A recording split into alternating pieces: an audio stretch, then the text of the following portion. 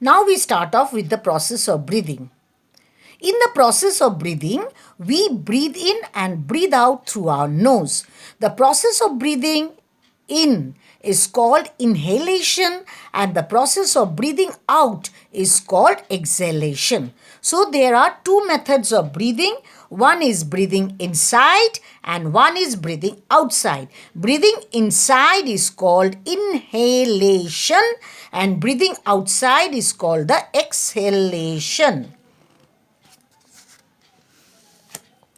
Inhalation, we will study in details about inhalation. It is breathing in. The chest expands and moves outwards. The diaphragm moves downwards and the lungs become bigger.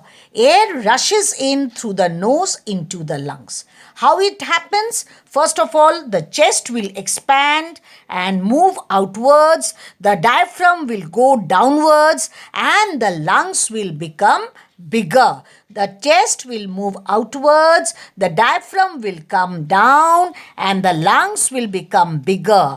This will allow the air to get inside the lungs. Exhalation, that is breathing out, the chest and the diaphragm moves back and the lungs become smaller. Air is forced out of the lungs and out through the nose. We look at the picture.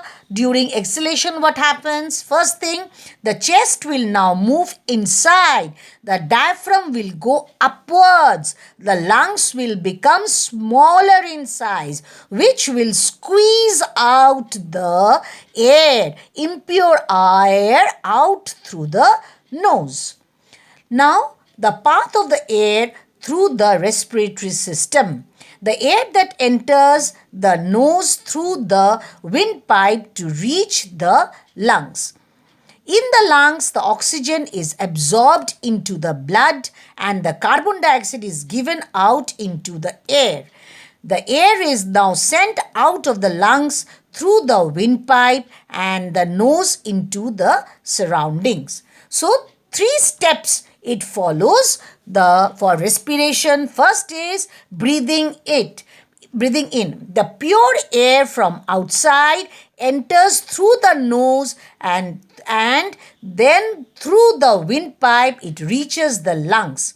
What happens in the lungs? Inside the lungs, the oxygen is absorbed by the blood. And see, inside the lungs, the oxygen is absorbed by the blood.